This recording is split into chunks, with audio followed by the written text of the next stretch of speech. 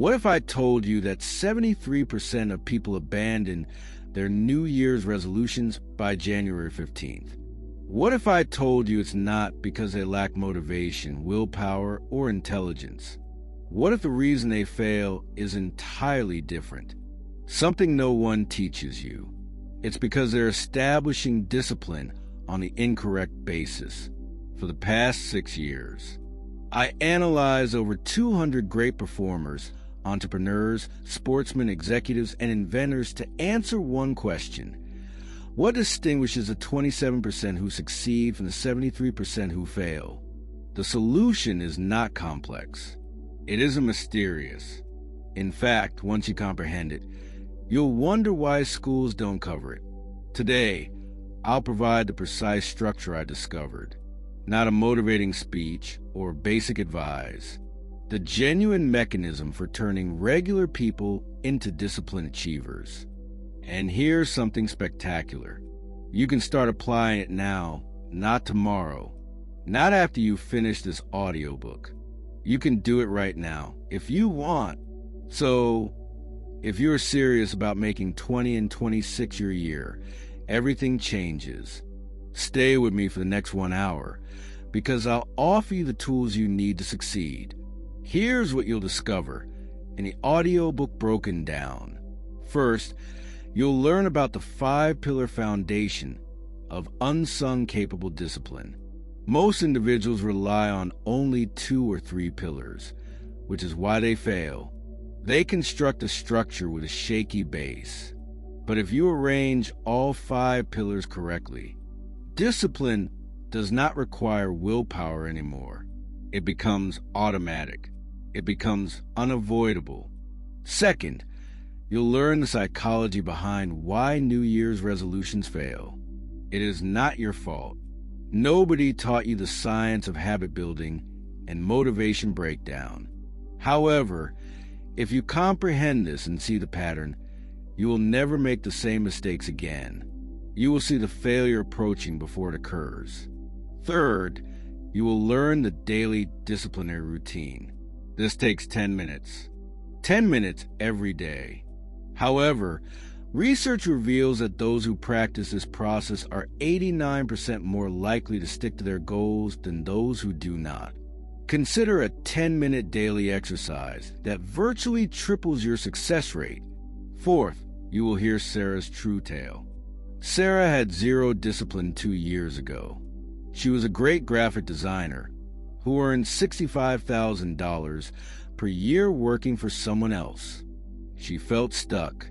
She currently makes $80,500 each month from her own business. That equates to $102,000 annually. And I'm going to explain precisely what changed and how you can imitate her metamorphosis. Fifth, you'll get access to something I've never shared before, the resistance framework.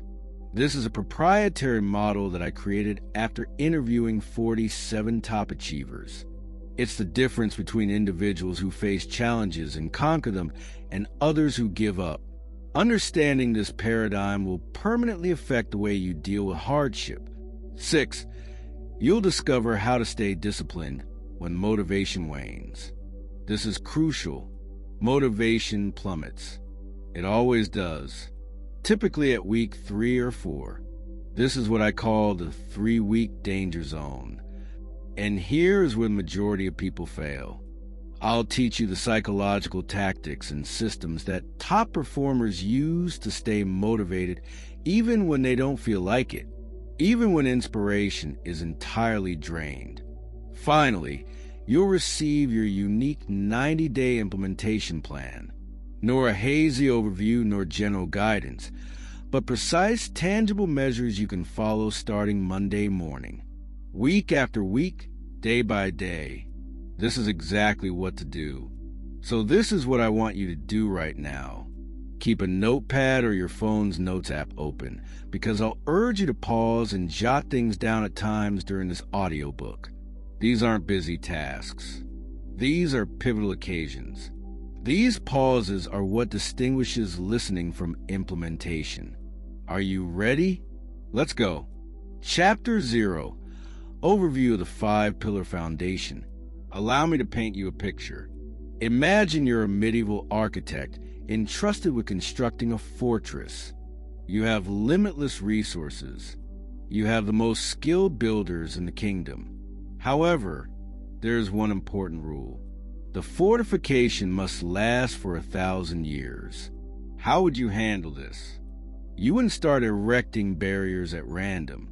You would not build skyscrapers wherever you were inspired. You would start with a foundation. You'd delve deep. You would grasp the geology. You'd create pillars to support the entire edifice. Then you'd build the walls on top of the pillars. Then the towers. Then the roof. Each piece is supported by the layer underneath it. If you skip the foundation, the entire construction will crumble. In 100 years, a 1,000-year-old stronghold crumbles into ruins. Discipline operates in the same manner that most individuals approach discipline, as if they were simply building arbitrary walls. They claim I'll wake up at 5 a.m. That is a wall. Then they construct another wall. I am going to work out every day. Then another. I am going to eat healthily. They keep building walls, but there is no foundation beneath them. So, when life becomes tough or something unexpected happens, the entire edifice falls and the walls disintegrate. They're back at square one. In contrast, exceptional performers construct discipline in the same way that medieval architects construct strongholds. They start with a foundation. There are 5 pillars that provide unstoppable discipline. If you create all 5 right, everything else becomes simple. Not easy in the sense that you don't have to try. Simple in the sense that you don't need willpower. Here are the 5 pillars. Pillar 1, identity-based discipline. This is the basis. This is your core conviction about who you are. Are you a person who follows through? Are you the sort of person that prioritizes their health? This pillar comes first since it serves as a foundation for everything. Pillar 2, environmental design. Once you know who you are, you can organize your surroundings to make the disciplined, simple decision. You eliminate incentives, increase friction for bad decisions, and reduce friction for positive decisions. Most individuals don't realize how strong the environment is. It represents 70% of the struggle. Pillar 3, the resistance framework. Even with a strong brand and a well-designed setting, you will face opposition, challenges, setbacks, and agony. The 3rd pillar is understanding how to overcome difficulties without giving up or losing faith. Understanding that resistance is natural and does not indicate that you're doing anything incorrectly. Pillar 4, community and accountability. Humans are sociable beings. We are designed to be impacted by our tribe. The 4th pillar is about utilizing this. It's about discovering or creating community with other people who have similar goals. It is developing accountability systems that make quitting more difficult than staying. Pillar 5 is the maintenance protocol. This is crucial, and most people utterly overlook it. Once you've constructed the first 4 pillars, you'll need methods to keep them going since life changes and circumstances fluctuate without a maintenance strategy. Even the strongest construction will ultimately decay. These are the 5 pillars. Let me give you a 60-second self-diagnosis deck as I ask these questions. Simply think about your replies. There's no need to write anything down just now. Simply pay heed to your gut reactions. Question 1. Do you feel you're disciplined? Yes or no? Do not overthink it. What's your gut reaction? Question 2.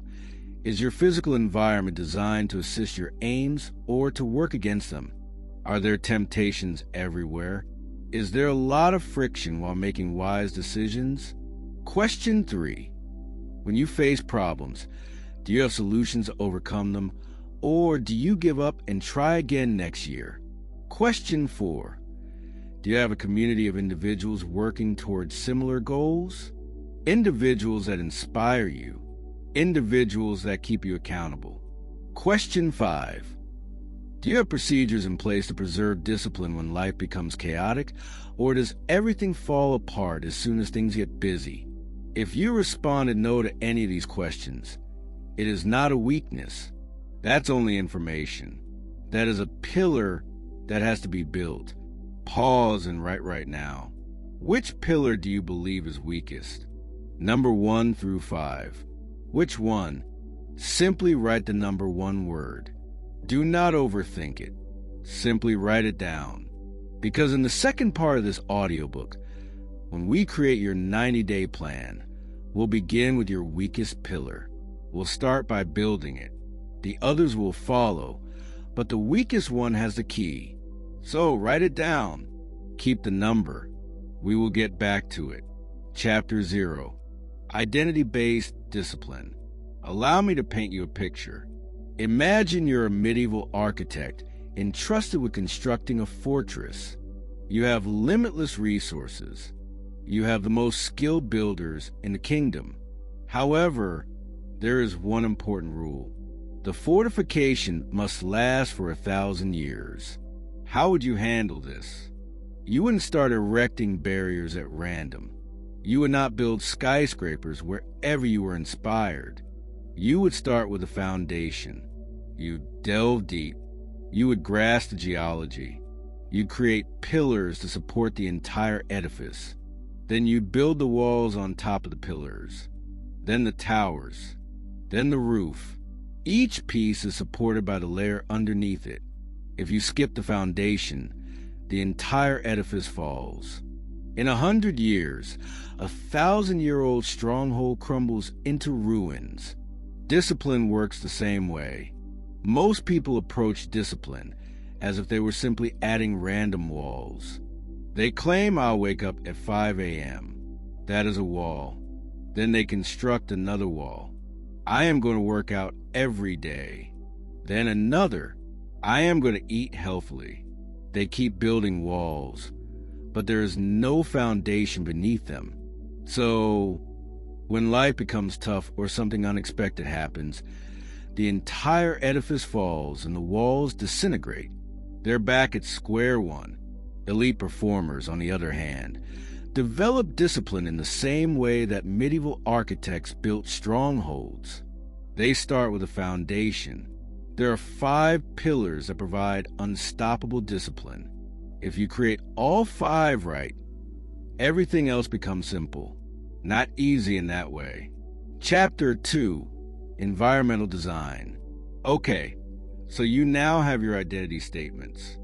You understand who you want to be, but here's the issue. Identity alone isn't sufficient. Let me explain why. Behavioral psychology has a concept known as willpower depletion.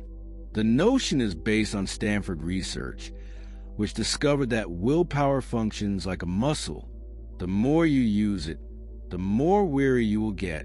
So, if you try to stay to a goal just by willpower or by forcing yourself, you are effectively trying to exercise the same muscle without rest. Eventually, you'll fail. This is why New Year's resolutions fail. People make decisions on January 1st of this year. I am going to be disciplined. And they believe that willpower decision will see them through the entire year. It does not. Willpower diminishes. Motivation diminishes. Emotion fades. But there is good news. You do not require willpower. If your surroundings is designed properly, think about it.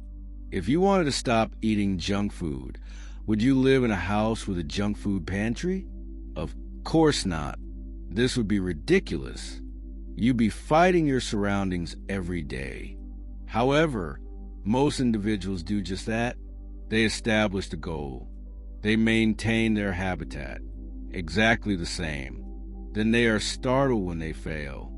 Instead, great performers create their surroundings first. They eliminate the temptation.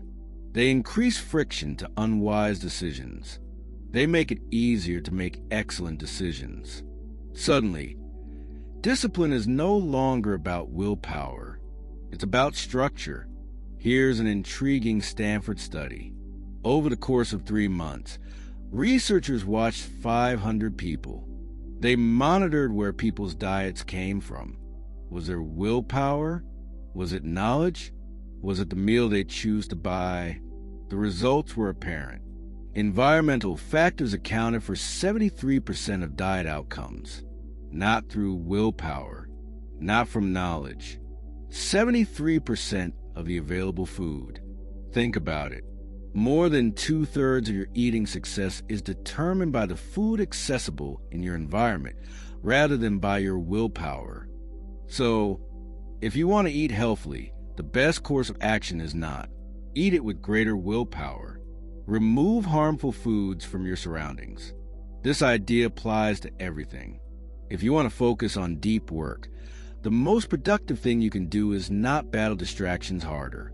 It is designed to be a distraction-free environment. If you want to exercise consistently, the most beneficial activity is not to push yourself harder. It's time to organize your environment. So exercising is the simplest alternative. Environmental design is the leverage point. It's where you get the best value for your time. There are 4 approaches to construct an atmosphere that promotes discipline. Element 1, remove temptation. This is the most obvious, yet the most effective. Remove the item that is luring you. If you don't want a snack, don't buy it. Move it out of the house. If you don't want to waste your time on social media, uninstall the applications from your phone. This seems apparent, yet most individuals oppose it. They believe, but I need to have it ready. I need to put my willpower to the test. No, you do not. That is ego. That's the one that feels strong. The forceful step is to remove the temptation. This is what exceptional performers do. Element that adds difficulty to faulty decisions. It is not always possible to entirely eliminate anything, so you make it more difficult to reach. Instead of removing applications, you may move them to a folder to minimize your screen time. 3 screens deep. Make yourself go through several processes to open them. Friction rises. If you want to quit eating late at night, avoid having food in your bedroom. Keep it in the kitchen, on a high shelf. Make yourself get up. Find a chair. Climb. Find the food. Friction rises. According to the research, adding only 30 seconds of friction to a bad choice decreases your chances of making it by 80%. Element 3. Remove friction from excellent options. This is the opposite. Make the right option as simple as possible. If you want to exercise in the morning, you should sleep in your gym gear. Remove the friction associated with finding clothing. Eliminate the hassle of deciding what to dress. If you want to journal every morning, prepare your diary, pen, and coffee the night before. Everything is ready. Eliminate friction. If you want to read more, place the books you're reading on your bed, couch, or office desk. Make reading the easiest kind of fun. Element 4. Use your surroundings as a behavioral trigger. Design your area to remind you of your identity and ambitions. Post a photo of your health goal on your refrigerator. Attach your identity claims to a sticky note on your monitor. Arrange your workplace such that your most critical tasks are visible. Make your home gym tough to miss as you walk past it. Environmental design is more than simply avoiding temptation. It's about building an atmosphere that quietly encourages you to make the correct decisions every day without demanding willpower. When Sarah chose to start her own business, we discussed more than simply her identity. We altered her environment. This is what she did. She had been attempting to grow her business from her bedroom. Netflix, her bed, and her comfort goods were all in one area of her room, surrounded by a little desk and a laptop. So, what did her surroundings tell her? This is a hobby. This is something you do whenever you feel like it. This is secondary to your comfort. So we altered it. She set up a distinct office space in her apartment, away from her living room and bedroom. When she walked into that office, the entire vibe was, this is serious. This is a company. She withdrew her phone from that location. She added a focal light. She put a sign that said, "Builder at work." She altered her schedule before attempting to work on her business in the evenings. After her day work, she was exhausted, drained, and fighting her willpower. So we restructured. She began working on her company in the mornings before going to work. Fresh and enthusiastic, she deleted Netflix from her evening plans. Not forever. Just during company launch season, tensions rose for entertainment. She joined a co-working facility for one day every week. Her surroundings, which included other entrepreneurs and company owners, now told her, "You're a builder. These are your folks." And suddenly, starting the firm was no longer about forcing herself. The environment was doing the forcing. This is what I want you to do. Consider the one discipline goal you wish to achieve this year. One objective. Only one. Ask yourself, what does my existing surroundings support? What does my surroundings make simple, and what makes it difficult? If your purpose is to exercise, is your surroundings conducive to that? Can you get out of bed and into your gym gear? Or will you have to search into a closet? If you want to focus on serious work, does your setting facilitate that? Or are alerts turned on? Do you have your phone nearby? Is there visual clutter? If you want to eat healthily, does your surroundings promote that? Are nutritious items prominent and accessible, or are they concealed among the junk food on display? Design one environmental change. Just one. Remove one temptation. Increase friction to one bad decision, or eliminate friction from one. This is a good decision. That is it. One change. Write it down and put it into action before night. Chapter 3. The Resistant Framework. People reach what I term the wall about 3 weeks into their goal pursuit. It is not a physical wall. It's a psychological wall. The first enthusiasm wears off and reality settles in. Let me paint a picture. Week 1 is easy. You're excited. You are motivated. You are informing everyone about your aim. The dopamine is pumping. Everything seems feasible. Week 2 is still going well. You have made some progress. You're gaining momentum. The novelty is still present. Week 3, that's where most individuals hit a wall. The initial enthusiasm has faded off. The aim now feels genuine. It's not enjoyable anymore. It is work. That's when the voice appears. The resistance's voice. This is harder than I expected. Maybe I am not made out for this. I could always restart next week. Nobody would blame me for quitting. I gave it my best effort. That voice is what I call resistance. And this is what most people do. They battle it. They attempt to overcome it with more willpower. They strive to encourage themselves more. It does not work. Fighting opposition head-on just makes it stronger. What works is knowing, acknowledging, and working through opposition. Resistance is not a character weakness. It doesn't indicate that you're doing something incorrect. Resistance is a biological phenomena. Here's what occurs in your brain when you work toward a new goal. You're asking your mind and body to accomplish something unusual. Your brain is hardwired for efficiency, for habit, for the familiar. So when you ask it to perform something new and difficult, your brain engages what is known as the danger response. It sees the new behavior as threatening. Your amygdala, the portion of your brain responsible for fear, activates cortisol. The stress hormone rises. Your brain sends messages to stop this. Return to what is known. Return to what's safe. That is resistance. It's not a weakness. Your brain is attempting to protect you. The difficulty is that most individuals do not grasp this. They believe that opposition indicates that they are on the wrong road. So they quit. What truly needs to happen is that your brain adjusts to the new habit.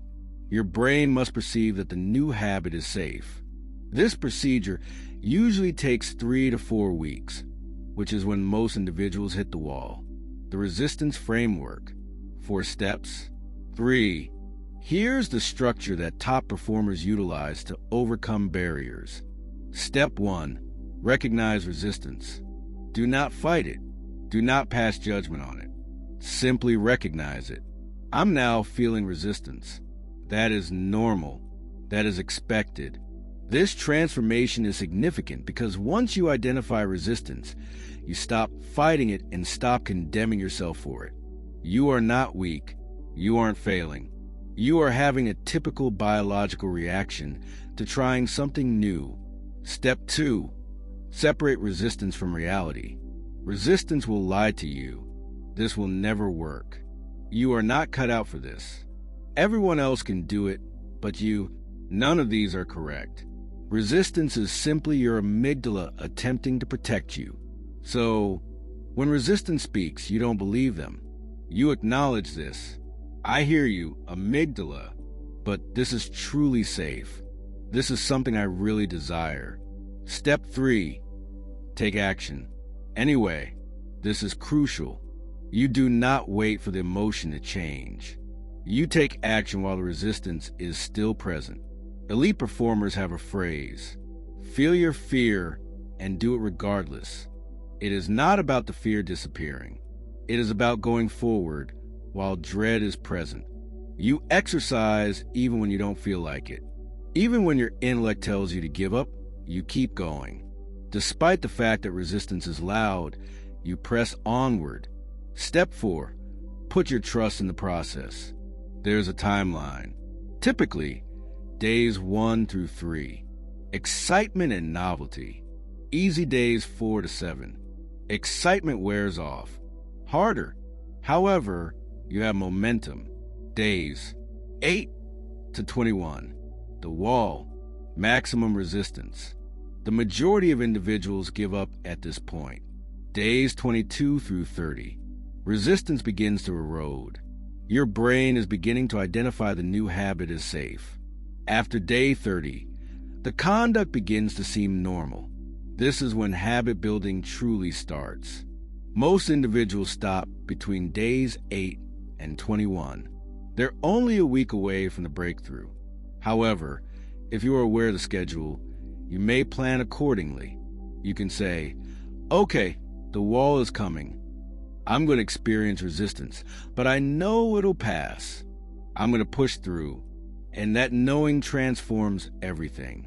Real-world application. The 30-day breakthrough. Sarah adopted this foundation when she first started her business. And week 1 was great. She was thrilled. She was energized. Everything seemed feasible. Week 2 was still good. She had secured her first client for her new company services. The wall was hit in week 3. She was exhausted. Her day job was difficult. Building a company on top of it seemed impossible. The resistance voice was loud. You're nuts. You cannot do both. Perhaps you should simply retain your day job and be content with it. But Sarah was aware of the resistance structure. She recognized the opposition. She recognized that it was just temporary. She recognized that her brain was only protecting her. She did not fight it. She did not judge herself. She simply continued marching forward. She focused on her business for 30 minutes, even if she did not feel like it. Some days, those 30 minutes felt like torture. Her intellect screamed at her, "Stop, rest, try something easier," but she kept going. By day 22, the resistance began to weaken. The conduct began to seem natural. On day 30, she finished her first large job for a client. The breakthrough had occurred. A year later, her firm generates $102,000 in yearly revenue. None of this would have occurred if she had quit. The emergency protocol will be implemented during the 3rd week. Sometimes resistance is so loud that continuing seems impossible. When this happens, You should follow the emergency protocol. If you are unable to do the task entirely, perform the bare minimum, but do something. I can't work out for an hour. Work out for 10 minutes. Cannot write 1,000 words. Write 100 words. Cannot meditate for 20 minutes. Meditate for 2 minutes. The objective is not perfection. The idea is to keep the behavior alive and the neural circuit active. Studies demonstrate that even the most basic version of behavior is more successful than stopping, since quitting breaks the streak. It informs your brain that if things get difficult, you can give up. However, even if it is modest, continuing teaches your brain that you will persevere even when things are difficult. Pause and then put into action. Consider the purpose you mentioned before, which was to alter your surroundings. Here's the truth. You'll probably hit the wall around days 10 to 14. Prepare now. Create an emergency protocol. What is the simplest version of this behavior you will exhibit on difficult days? Write it down and make a vow to yourself to perform the bare minimum, even on the hardest days. That's how you get beyond resistance. Not by battling harder, but by being ready. Chapter 4. Community and accountability. I'd want to tell you about James. James was a programmer, talented and clever, but he had an issue. He was hooked to booze. It was not a secret. His family knew. His pals knew. But nobody was discussing it. He tried stopping on his own. He has done this previously. He would give it 30 days, then 60 days. But then something would occur. A horrible week at work. A conflict inside a partnership. And he'd go back to drinking. This cycle continued for 7 years. Then one day, he attended an AA meeting. Not because he wanted to, because he was desperate. The first meeting altered everything. For the first time, he was surrounded by individuals who understood his plight. I am not judging or pitying him, just understanding. Within a week, he had secured a sponsor, someone who had gone through the same situation and remained sober for 12 years. Within a month, he had formed a group or tribe, people who phoned him if he was silent for a day. Something spectacular occurred. The addiction did not go away. The challenge did not go away. However, the feeling of solitude subsided. Everything changed when the seclusion ended. James is currently 8 years clean. He claims that the difference was not due to willpower. It was a community.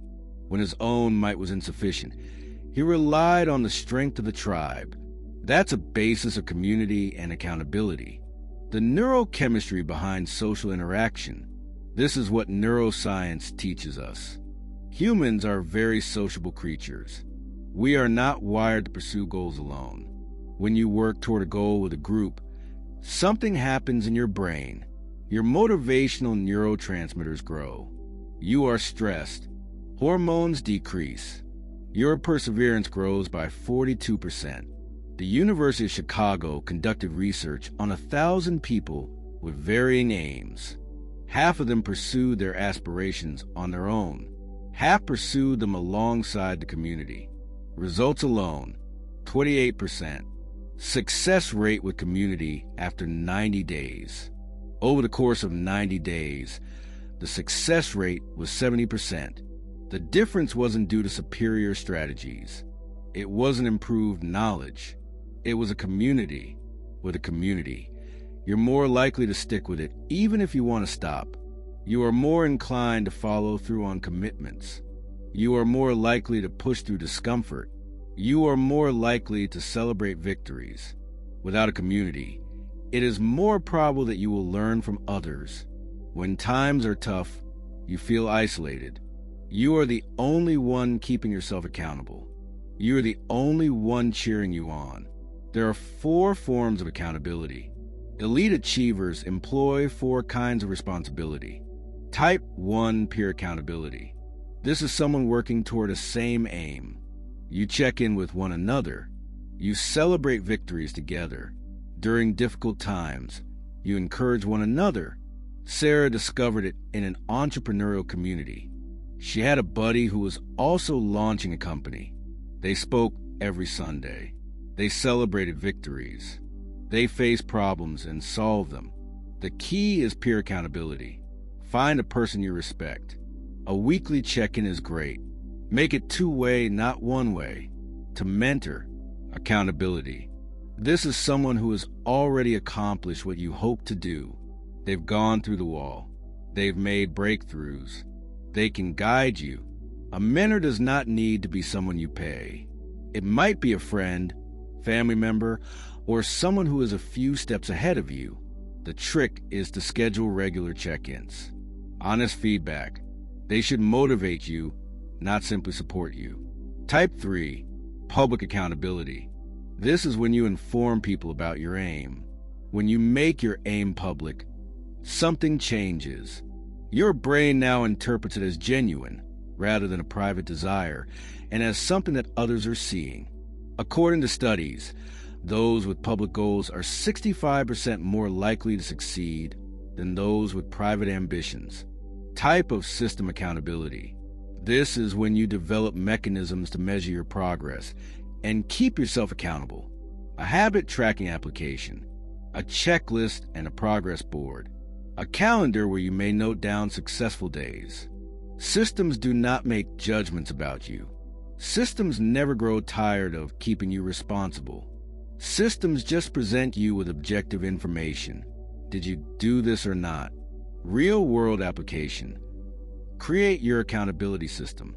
Sarah implemented all 4 forms of accountability. She joined an entrepreneur mastermind group, which meets monthly, with 4 other businesses pursuing similar ambitions. Mentors, she met a business coach who had developed several successful enterprises. Monthly strategy calls are open to the public. She informed her family that she was launching a company. She even made her earnings targets known within her personal group after it became public. She felt the weight of the commitment system. She kept track of her company development, including daily income, hours worked, customer connections, and project status. Everything got into a spreadsheet. She did not choose just one type. She created a method using all 4. And this is what she told me later. The responsibility did not make the task simpler. It made stopping tougher. And it was just what I needed, the accountability contract. Here is a framework for increasing responsibility. First, choose your aim. Be specific. Second, determine your accountability partners. 1 peer, 1 mentor if feasible, 1 approach for ensuring public accountability, 1 mechanism to track. Third, draft an accountability contract. What will you track? How frequently will you check in? What happens if you miss? What are the consequences? Important outcomes are not punishment. These are merely agreements.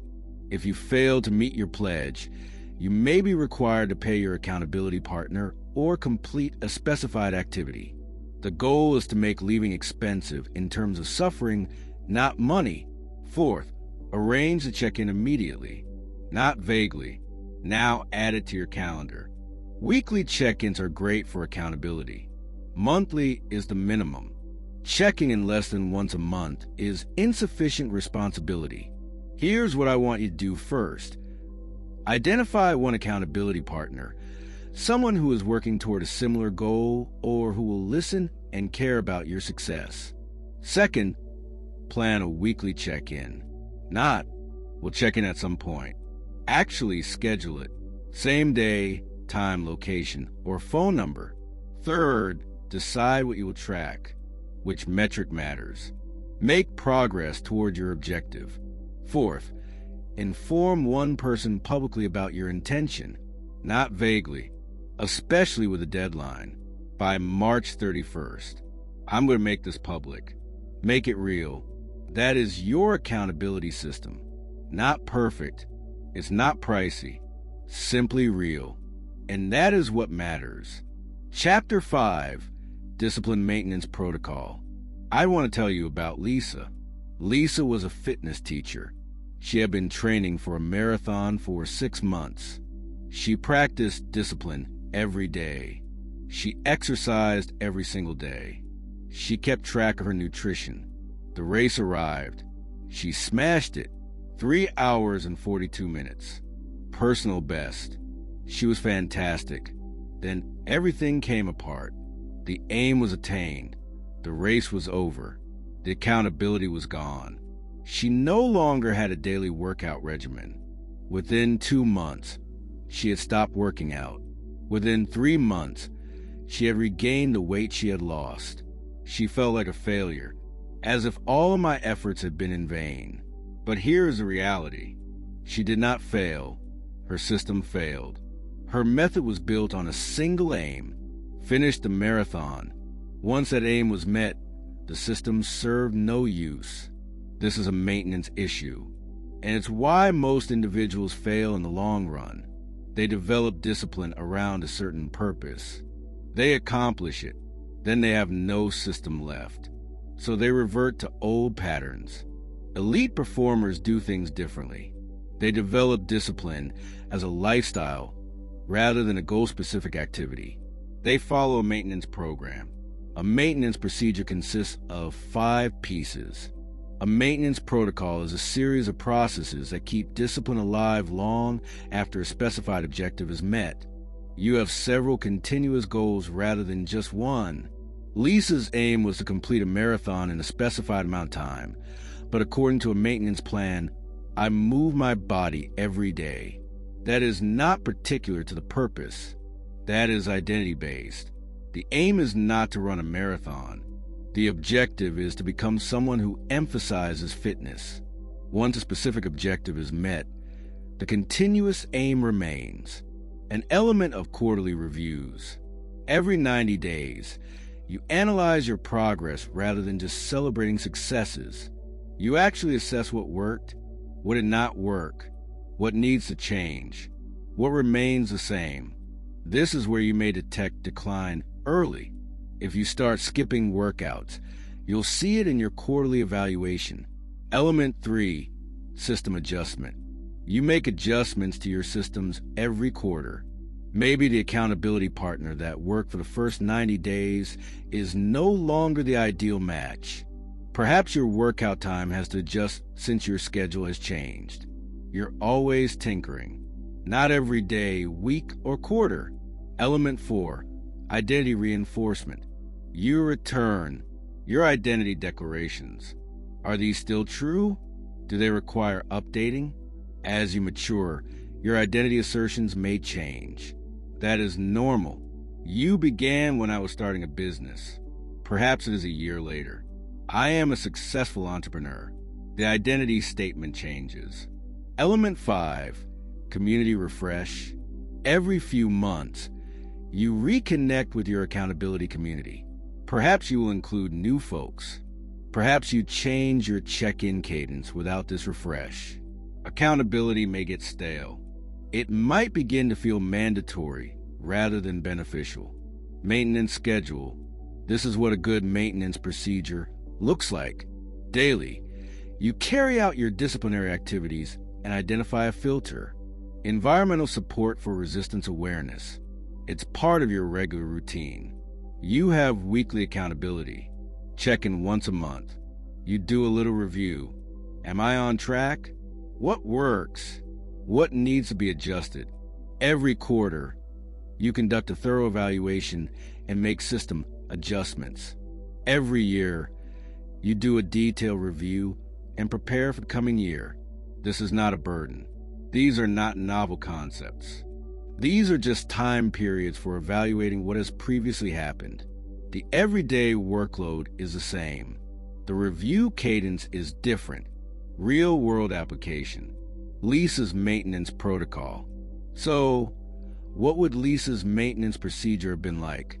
Rather than training for a particular race, her ongoing objective would have been, I value fitness and mobility. That objective is not based on race. It is lifestyle-oriented. She would conduct quarterly reviews. Am I maintaining my fitness level? Do I move my body as often as I should? What has to be changed in my routine? When she finished the marathon, She simply adjusted the target in the system. The system remained. The aim remained. Only the exact race aim changed.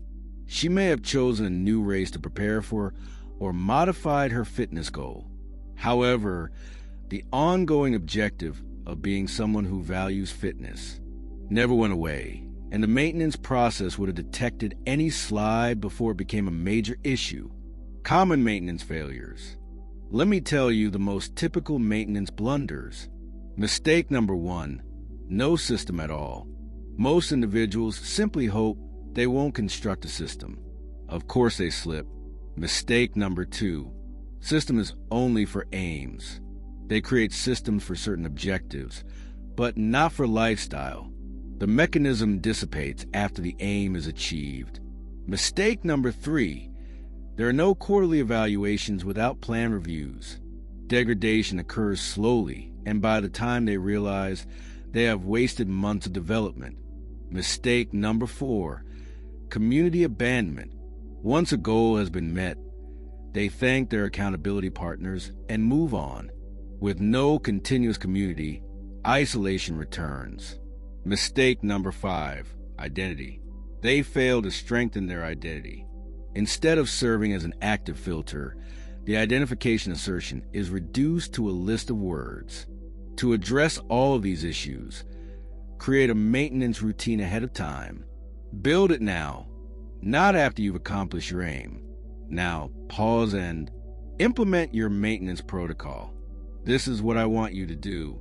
First, define your ongoing aim or lifestyle goal, which is not what you want to attain, but who you want to be. I want to be the person who writes that down. Second, determine your quarterly review date.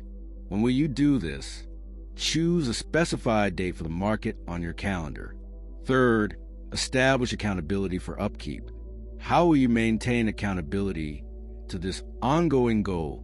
Fourth, write out what your life looks like while you're pursuing this ongoing objective.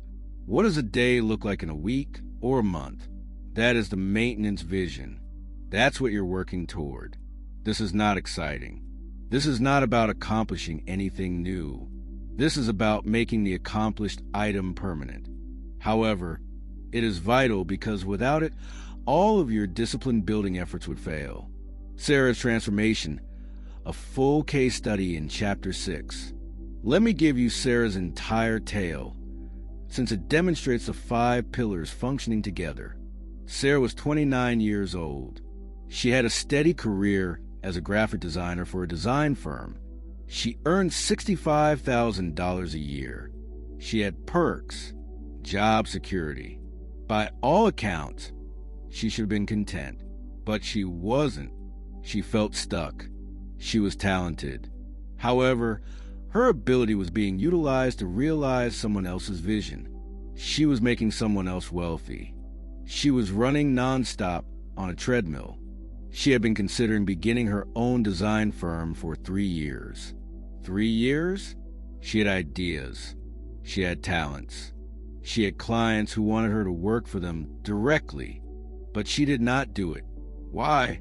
Because she was immobilized with terror, and she lacked the structure to overcome it. She told me I was simply a designer. I am not an entrepreneur. I do not know how to manage a business. What happens if I fail? What happens if I lose my income? That was her narrative. I am merely a designer. And that narrative stood in the way of her dream existence. Week 1, identity shift. So the first thing we did was change her identification beginning today. I responded, you're not trying to become an entrepreneur. You're one. You are someone who creates businesses. That's who you are today. She stared at me like I was insane, but she agreed to give it a try. The first week was spent cementing that identity. Every morning, she reads her identity statements. I am a business builder. I am devoted to achieving greatness. I produce value for my clients. She wore these slogans not literally, but they guided her judgments. When she received an email from a possible customer, instead of contemplating, I'm not sure whether I can do this, she thought, What would a business builder do now? Answer. Respond to query. Move onward. By the end of week 1, she had her first customer, not because she altered her ability, but because she changed how she handled opportunities. Weeks 2 through 3, environmental redesign. In week 2, we updated her surroundings. She'd been working on her company from her bedroom, one spot close to her bed, surrounded by comfort objects like Netflix, Spotify, and her phone. So we altered it. She set aside a room in her apartment to use as her office. When she was in that room, she was all business. She withdrew her phone from the room. She added a focal light. She added a whiteboard with her company objectives. She installed a sign builder at work. She altered her timetable. She had been attempting to concentrate on her company in the evenings, fatigued from her day job. So we shifted. She would work on her company between 5 and 7 a.m. Before her day work, she felt fresh and motivated, and her willpower was at its peak. By the end of week 3, she had finished her first job for a client. Her business had provided her with her first significant income. However, week 3 was also the week of the resistance wall. By day 18, Sarah was fatigued. She was doing her day job, 8 hours. She worked on her company for 2 to 3 hours in the morning before going to work. It was hard. The resistance voice was loud. You cannot do both. You are exhausted. Just quit. Get back to normal. But Sarah was aware of the resistance structure. She realized what was going on. She told me, I know this is normal. I know I am in the resistance phase, but it does not seem right. It feels like I am failing. So I told her that the wall is temporary. Your brain is still adapting. You're 1 week away from a breakthrough. She continued going. Some days, she could only devote 30 minutes to her business. It was fine. She performed the bare minimum. She kept the conduct going. On day 24, things changed. The resistance began to wane. Morning work began to seem natural. By day 30, she'd gotten her second customer and found the task wasn't getting any easier. Her capability has simply risen. She was now functioning at a higher level for month-to-month accountability mechanisms as well. Sarah created her accountability mechanisms. She joined an entrepreneur mastermind group, which meets monthly with 4 other entrepreneurs. They faced common obstacles. They celebrated victories. The problem was solved. She met a business coach who had established many successful enterprises. They had monthly strategy calls. She informed her family about her objective. She made it public. Within the next 12 months, I plan to establish a 6-figure side company. The public is not ambiguous, but rather explicit. She built a system for monitoring daily earning hours, customer connections, and ongoing tasks. Every Sunday, she had a check-in call with her mastermind group. They went over what had happened that week, what worked, what did not. This accountability was significant since leaving no longer meant only quitting on oneself. She was disappointing her mastermind group, coach, and family. The pressure to continue was immense. Month 3, 6, scaling up by the 3rd month. Something spectacular occurred. She had more customer requests than she could handle. Her day job required 40 hours every week. Her side business now required 15 to 20 hours each week. She was working 60 to 70 hours every week.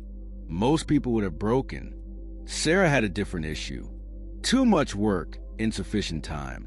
So she did something daring. She did not leave her day job impulsively. Strategically, she had 6 months of client work scheduled. She had a $10,000 emergency reserve. She had a coach and a mastermind to help her. She stated, I'm going full-time with my business. Month 4 was scary. She did not have an income. She relied exclusively on client job and her capacity to produce. However, she kept her systems, identity, accountability, and surroundings. By month 5, she had recruited her first contractor, someone to assist with design projects. By month 6, she had enough recurrent clients to make her income reliable. Months 7 through 12 represent the 1-year mark. Let me hop ahead to month 12. In 1 year, Sarah moved from a $65,000 yearly wage working for someone else to a $102,000 annual income from her own firm. However, the figures do not convey the full story. She was now working 30 hours a week, not 70-30. How? By implementing systems rather than simply working harder. She had 3 regular customers. Each assigned her a regular monthly workload. She no longer exchanged time for money. She was developing an asset. She had a staff, including a design contractor and a virtual assistant for administrative tasks. She was working on a course that would allow her to expand beyond client projects. She had clarity. She understood just how much money she needed to make, and she was making it. She had freedom, and she owed it all to one thing, not her abilities. She'd always had them, but there's a structure, 5 pillars, to Sarah's change. Let me explain how each pillar appeared in Sarah's path. Pillar 1, identity. The transition from I'm merely a designer to I'm a business builder influenced her every move. This pillar made the previous 4 feasible. At 5 a.m., Pillar 2 environment will move to a separate office space. Instead of her bedroom at p.m., she lowered friction from favorable options while increasing friction for poor ones. Pillar 3, resistance. Recognizing that the wall was temporary. Understand the emergency protocol. Instead of stopping, we're pushing through week 3. This is what set her apart from the 73% who resigned. Pillar 4, accountability. The mastermind, the coach, the public's commitment, the tracking system. Quitting is tougher than continuing. Pillar 5, maintenance. She has now put in place measures to ensure the business's long-term viability. Quarterly reviews, continuous objectives, constant responsibility. The success is not a one-time accomplishment. It is sustainable. All 5 pillars working together resulted in a change that went well beyond business success. Sarah stated that the money is fantastic, but the true shift is that I now believe I am capable of doing difficult tasks. I know I can construct stuff. I know I can shape my own future. And that confidence transforms everything. Chapter 7, Danger Zones and Emergency Protocols. Predictable Failure Calendar. Now, I'm going to tell you something that may seem negative. You want to stop. It's not a maybe, it's a certainty. At some point throughout your 90-day trek, you will want to halt. Motivation is going to plummet, and resistance is going to increase, and you are going to consider resigning. Knowing this ahead of time changes everything since you can plan for it rather than being caught off guard. There's what I refer to as a predicted failure calendar. Most people give up at these moments in their trip. You can plan ahead of time if you know when they will arrive. Days 1 through 3. Honeymoon period. You're eager and motivated. Everything seems feasible. This stage feels fantastic, but it also creates false expectations. Danger. Setting the bar too high. Expect week 1 results in week 12. Emergency protocol. Maintain a reasonable pace. The first week is not about perfection. It's about developing a routine. Day 5 through 7. Reality check. The novelty begins to wear off. You know that this is true job. It's not only exciting. It's hard. Danger. Compared week 1 effort to week 1 outcomes. You work hard but don't see results yet. Emergency procedure. Remember you. Why? Why did you start this? Connect with that purpose. Day 10 through 14. The wall. The first time.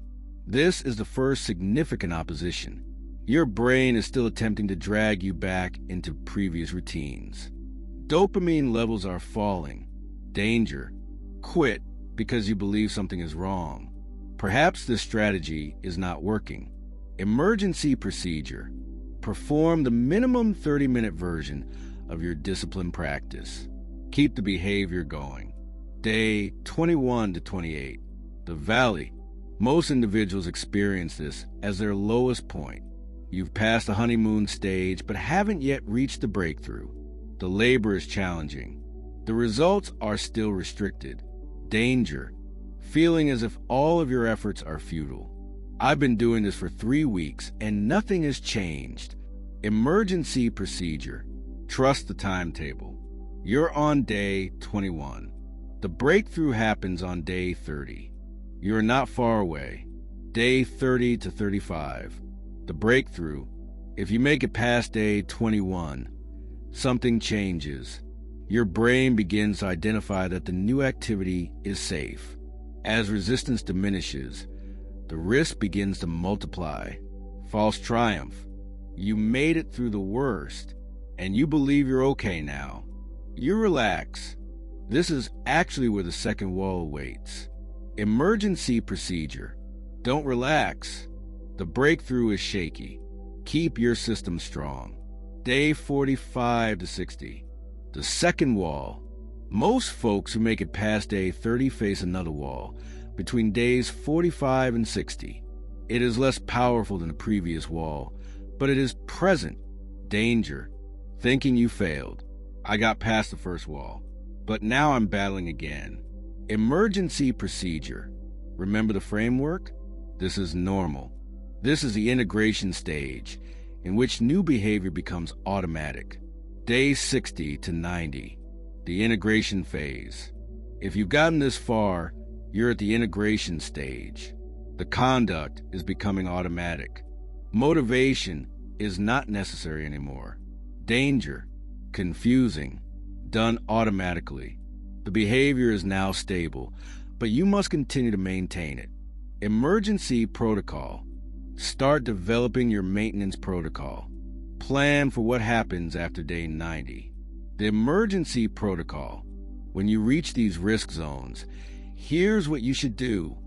Protocol 1. This is a minimal version. You can't do the entire thing. You do the bare minimum. I can't work out for an hour. Work out for 10 minutes. Can't write 1,000 words, right? 100 words. Cannot meditate for 20 minutes. Meditate for 2 minutes. The minimal version maintains a neuronal circuit active. It sends impulses to your brain. We're still following this approach for the accountability call. You ask your accountability partner not to vent, to rejoin. I'm in the valley right now, but I'm not going to quit. Here's what I'm doing this week. Saying something aloud to someone changes your interior condition. It solidifies the commitment. Protocol 3, the review pivot. You evaluate what works and what doesn't. You do not abandon the aim. You modify your strategy. Maybe the timing isn't working. Perhaps the environment requires some adjustment. Perhaps the purpose needs refinement. But you are still moving forward. Simply altering the trajectory protocol for the reset. You get back to fundamentals. Return to your identity declarations. Back to your question. Why do you remember? Why have I started this? What am I building? Who am I becoming? This emotional attachment might help you go over a barrier that reasoning cannot conquer. Real-world applicability. Sarah reached the first wall around day 18. She said, I don't think I can do both. Work a day job and start a company. It is too much. I asked her, are you quitting? She said, no, but I'm not sure if I can continue. So we initiated the emergency protocols. Protocol 1. We reduce her business work from 3 hours every day to 1.5 hours. This is the minimal version, but she kept going. Protocol 2. We change her accountability check-in from weekly to twice a week. More support for the wall. Protocol 3 involved reviewing what was working. The morning work was productive. The allocated space was operational. The identity change was working. So we retained them. What didn't work? Trying to work 3 hours every day. So we modified protocol for her. I requested that she see her again. Why? Why did she want to start a business? She said, because I want to create something. Because I prefer to work on my own terms. Because I don't want to spend my life making others rich. Hearing her own words, her expression shifted. The commitment became genuine again. By day 22, she was back to working full-time. But now it was sustainable because she had changed her attitude, setting expectations. Talk before we begin. I need to tell you something important. Motivation will decrease. Energy levels are going to drop. You'll want to stop. This is not personal. This is the biological truth. Your brain is hardwired for comfort. Pushing through discomfort causes resistance. However, if you are aware that this may occur, you can plan accordingly. You may stop viewing it as a failure and instead see it as a normal part of the process. The individuals who succeed are not those who never face opposition. They anticipate opposition and have methods in place to deal with it. That distinguishes the 27% who succeed from the 73% who fail. Pause and then put it into action. Create a list of your hazard zones. When do you think you will hit the wall? For the majority of folks, it's days 10 to 14 and 45 to 60. Now, write out your emergency procedures. What is your minimal version? Who is your accountability partner? What's your opinion? Pivot. What's your reason? Write them down now, before you need them, because when the wall strikes, you won't have time to figure it out. You will need it ready to go. Chapter 8. Your 90-day implementation strategy, broken down per week. Now we come to the practical portion. Your 90-day implementation plan. This is not a hazy outline. This happens on a weekly and daily basis. This is exactly what to do. Remember, the most important thing is to get started. The only way to fail is not to start. So, let's put your strategy together. Phase 1 weeks are 1 to 4. Week 1 of building the foundation. Identity and environment. Monday, day 1. Morning. Write 3 identity assertions. Write them someplace conspicuous, such as on your mirror, on your phone. Lock your computer screen with a sticky note. Every decision you make today should be put into practice. Is this congruent with my identity? Evening. Create your atmosphere. Choose 1 item to alter. Remove 1 temptation or increase friction to a single bad decision. Or eliminate friction from 1. This is a good decision. Tuesday through Thursday, days 2 to 4. Daily. Live your individuality. Morning review of identity statements. A daily 1. Environmental adjustment. Evening. Reflect. Did I make decisions today that align with my identity? Friday. Day 5. Review the week. What works? What feels difficult? Accountability. Check in. Tell someone about your accountability buddy, your family, your mastermind, what you accomplished this week. Saturday, Sunday, days 6 to 7. Rest. However, keep your sense of self intact. You are not taking a break from who you are. You are just relaxing after a period of intensive activity. Week 2, accountability build. Monday, day 8, accountability day.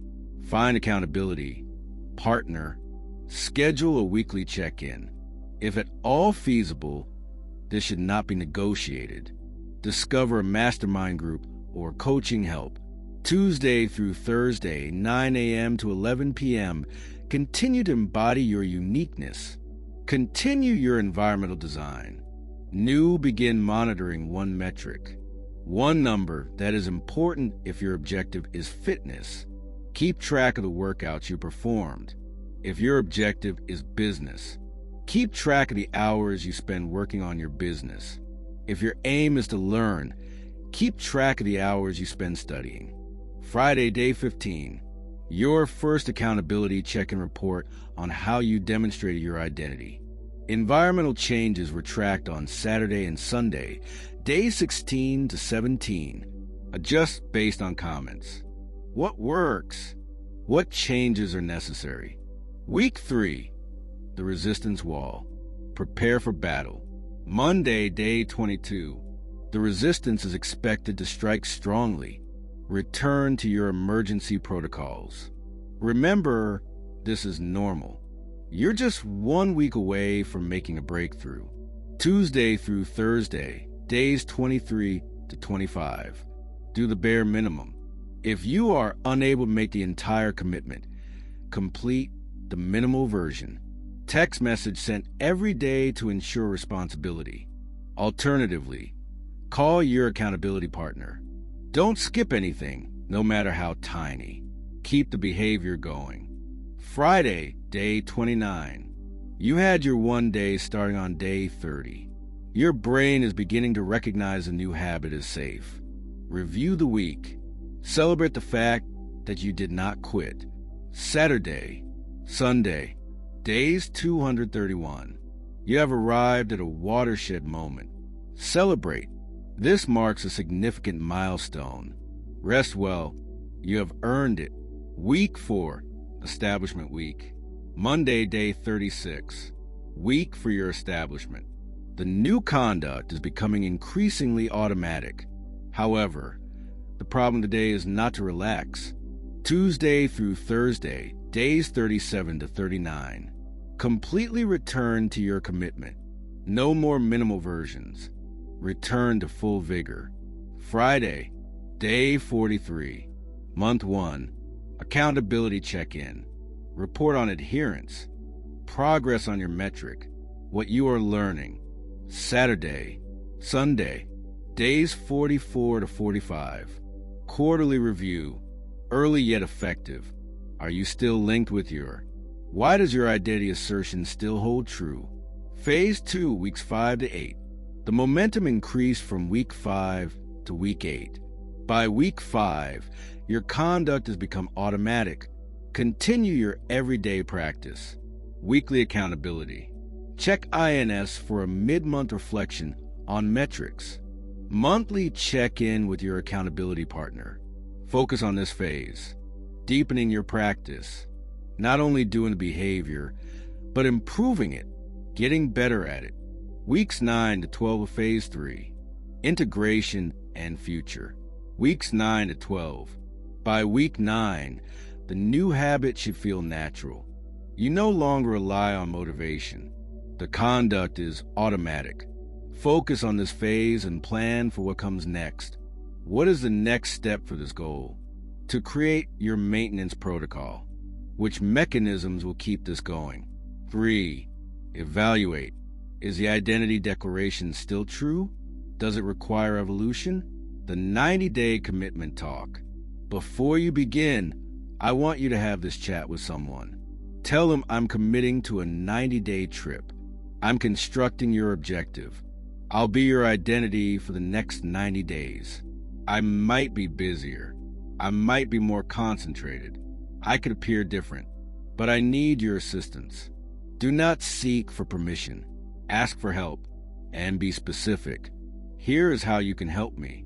Please check in with me on my progress. Celebrate my victories. Help me while I am suffering and trust in me, even when I question myself. That talk makes it genuine. It involves the individuals you care about on the trip.